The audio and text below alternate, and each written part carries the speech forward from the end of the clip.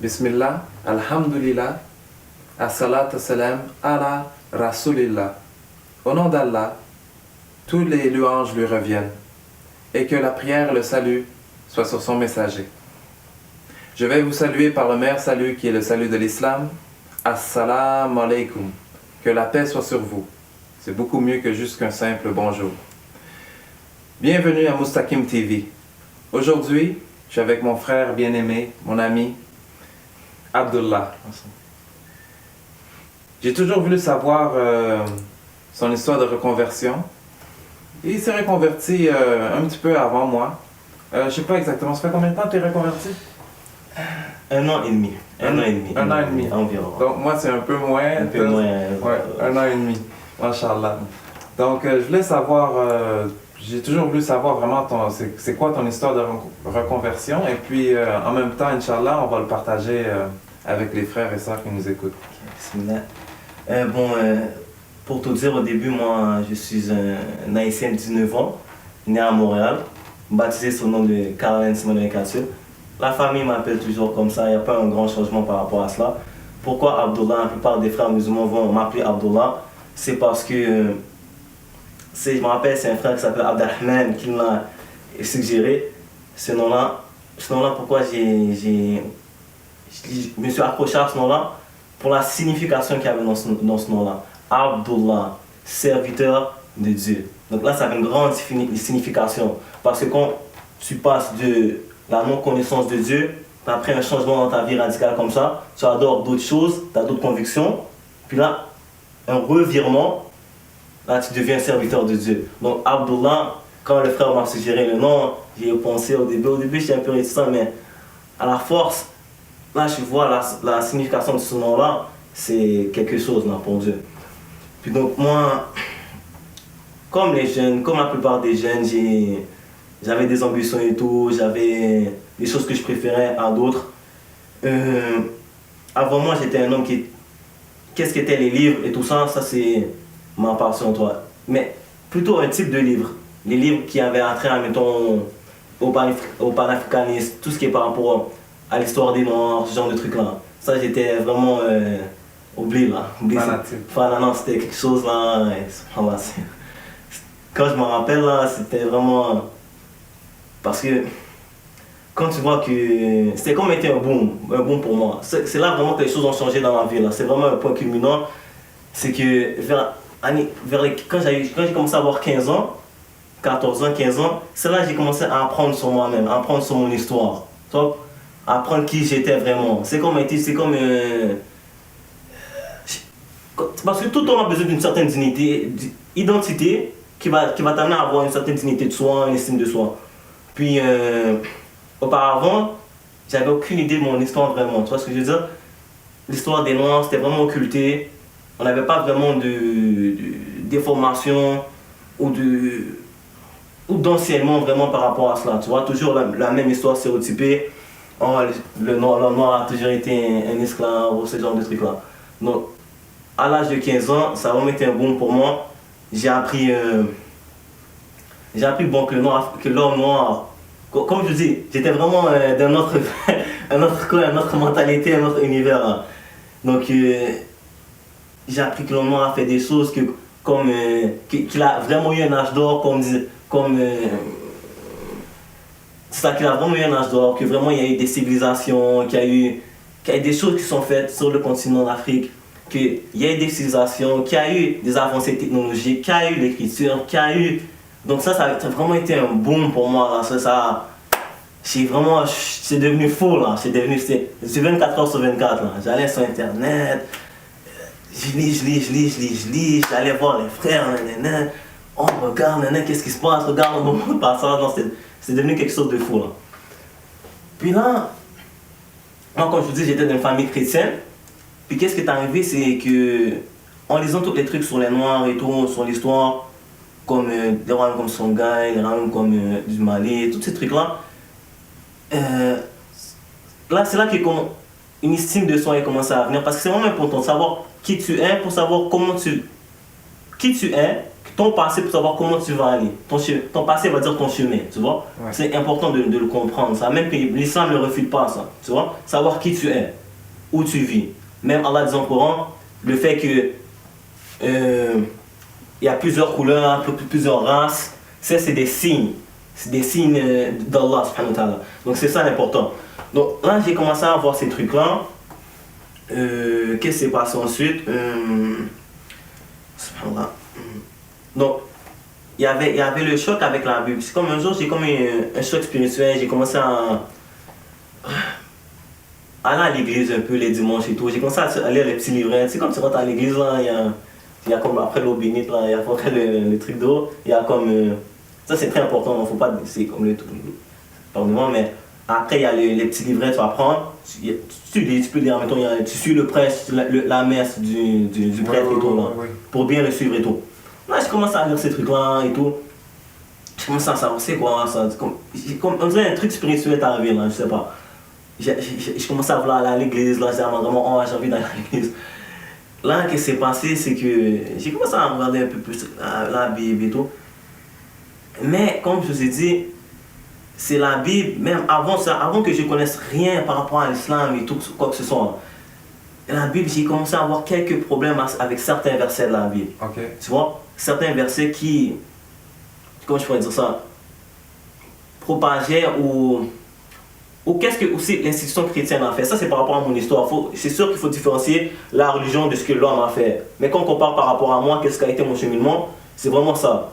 Quand j'ai vu que le christianisme ou les hommes du christianisme ont fait ceci par rapport au continent, moi j'étais vraiment dans le mode vraiment nationaliste là. Un exemple. Les autres, mais toutes les religions ont fait des trucs là, mais c'est que le Vatican, avec l'esclavage en Afrique, ça m'a vraiment touché, tu vois, qu'il a approuvé ce genre de trucs-là. Mais comme on comprend aussi, il faut faire la différence entre l'homme et la religion. Ouais, toujours. Puis toujours, même quand j'ai commencé à savoir ça, je suis allé voir mon oncle, je me rappelle, je lui ai dit, regarde, j'ai dit, qu'est-ce que la Bible écrit, tu vas prendre un rapport comme ça?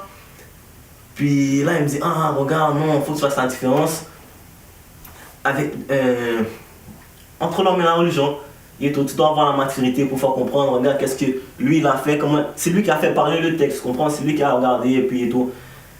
Là je fais ok, ouais c'est vrai, mais je veux pas, j'étais tellement dans mon truc que ça, je veux pas là, une grosse lumière a été c'était comme, pour moi c'est ça, je disais même à la maison que la Bible pour moi c'est pas le livre de Dieu, c'est sûr qu'il y a des passages qui sont bien et tout, mais c'est plus comme un truc de sagesse. Tu vois ce que je veux dire? Comme mettons un grand-père il vient voir, il part, puis suis-lui là-dedans, puis il y a quelques trucs de sagesse. Parce que, je veux pas, moi je m'étais dit dans ma tête, comment un livre, je veux pas, il vient de Dieu. Donc non, si Dieu est parfait, logiquement Dieu est parfait, donc sa parole, couramment, elle doit être parfaite. Oui.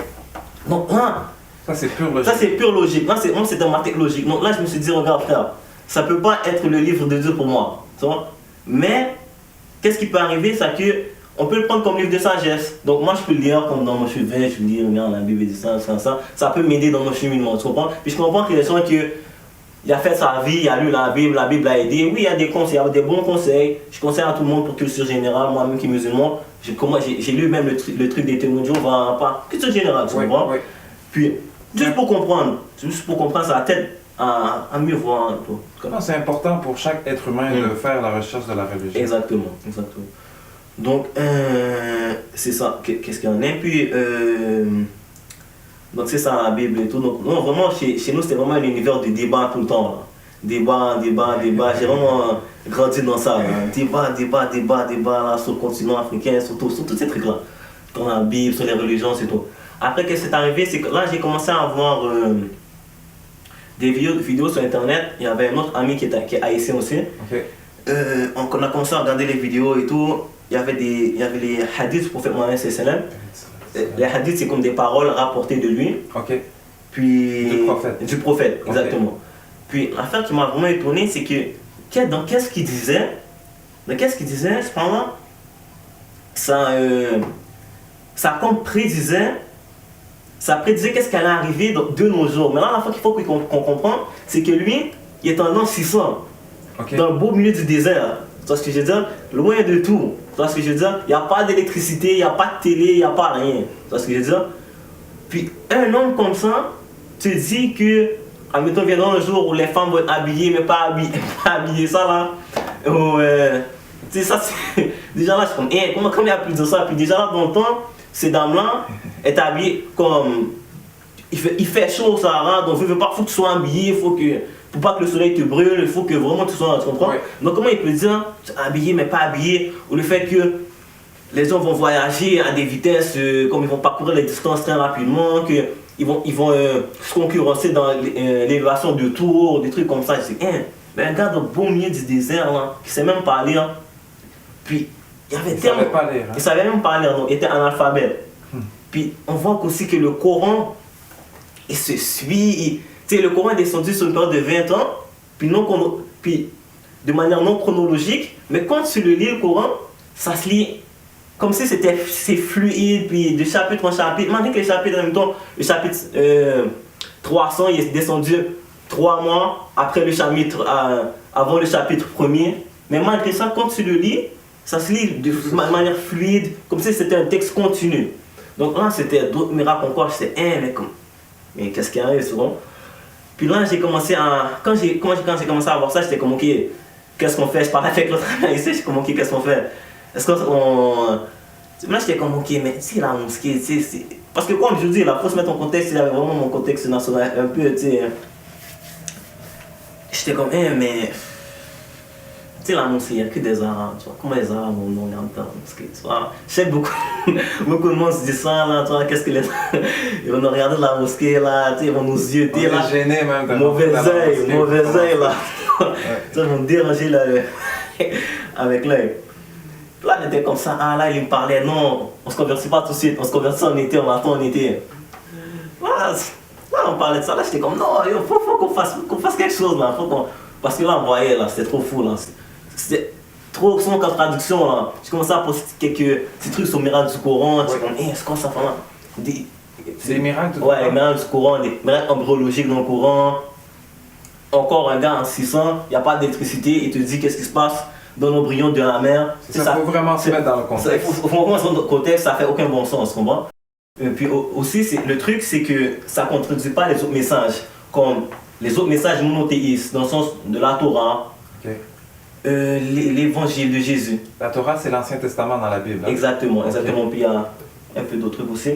Puis la Torah et la Bible. Donc c'est ça. Donc pour nous, donc, on croit en Jésus, paix sur lui. On doit dire paix sur lui. Moïse aussi, on croit en lui. On doit dire paix sur lui. Donc on a même pour tous les prophètes comme David, Abraham, donc vraiment tous les prophètes, on croit vraiment que c'est un cycle de prophétie et que Mohamed, paix bénédiction sur lui, est le dernier des prophètes. Donc c'est ça qu'on croit. Donc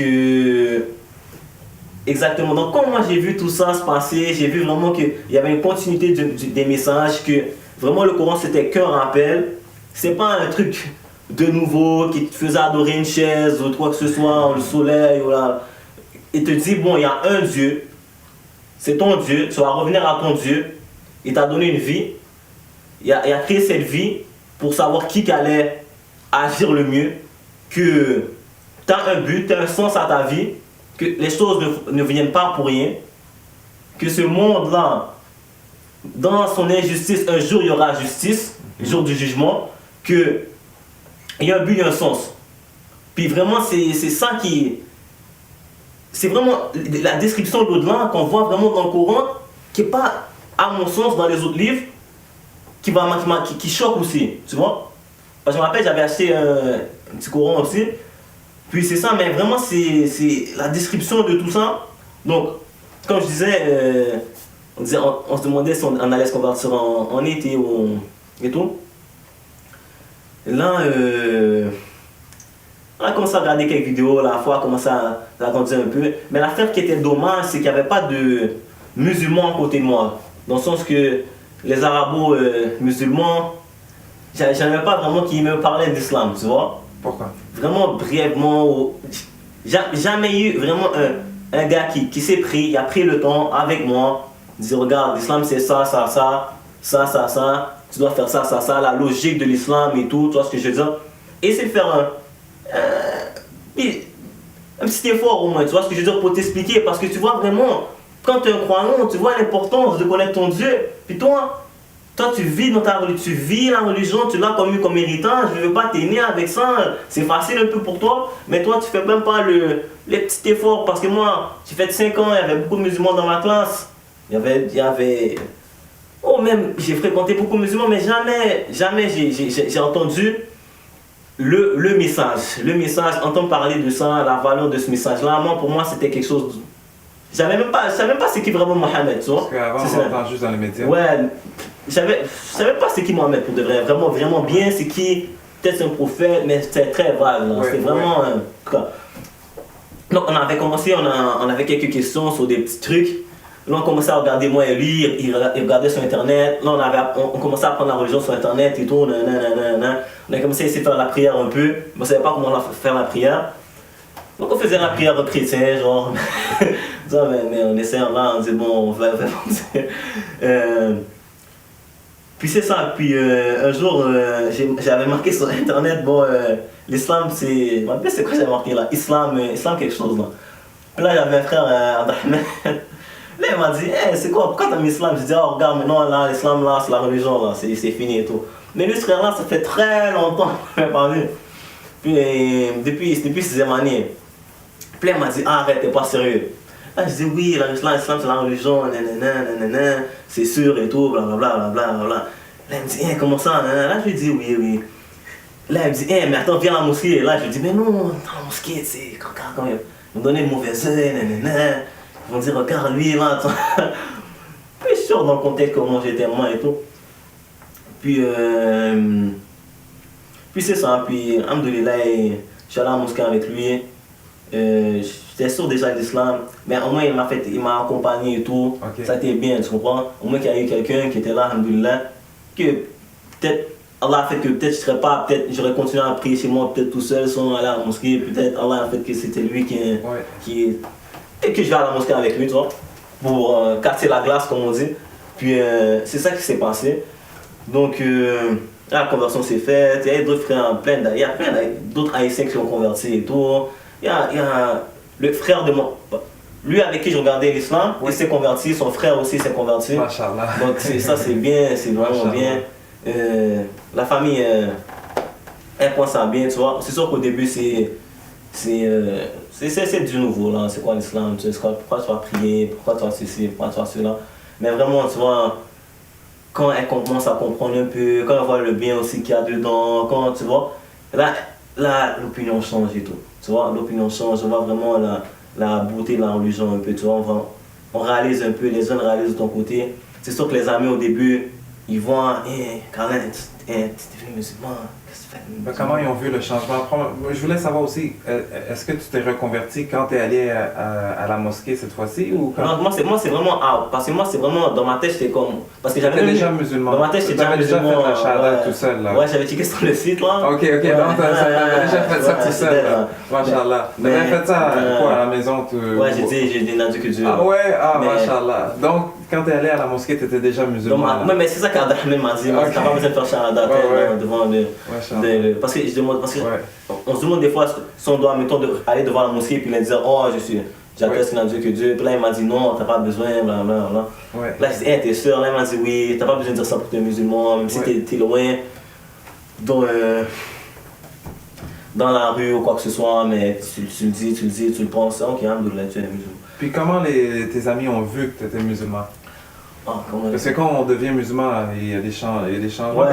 Comment t'as changé dans tes comportements? Qu'est-ce qu'il y a eu de différent? C'est sûr qu'on ne peut pas faire les mêmes activités, tu vois. Mais... Comme je comprends. Dans le sens que... C'est sûr que comme je faisais ça a été un choc pour eux, tu vois ce que je veux dire. Mais je me rappelle, tu connais, parce qu'il y a un rappeur qui s'était converti à l'islam, il s'appelle Kerry James, il m'appelait Kerry James fournisé et tout. Mais... Parce que qu'est-ce que vous avez de ressemblance? Non, mais juste parce que t'as ici, c'est comme ça l'islam. Mais bref, juste comme quand il les explique un peu, c'est sûr que c'est un étonnement, tu vois, qu'est-ce que tu as la religion, c'est les arabes, regarde comment ils sont. Hein. Mais quand il les explique que vraiment la religion, c'est pas exclusivement pour les arabes, que la religion, il y a il y a de tout. Il y a la religion, il y a le dogme, mais aussi, après le dogme, tu peux être autant haïtien, 100% et musulman. Tu peux autant être jamaïcain, chinois, vietnamien.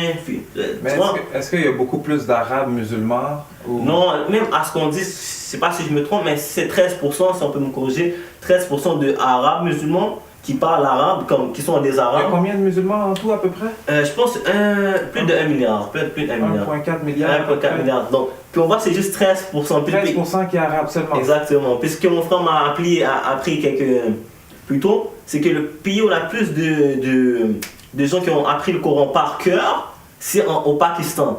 Puis le pays où il y a le plus de... Puis ça, c'est le pays non arabe. Puis le pays où il y a le plus de musulmans, je pense c'est l'Indonésie. Je ne sais pas si je me trompe. Indonésie. Donc, c'est ça. Donc, on voit vraiment que l'islam, c'est une religion universelle. Puis c'est ça que, comme je vous dis, moi avant, c'était vraiment si tu veux parler à quelqu'un qui était vraiment OK.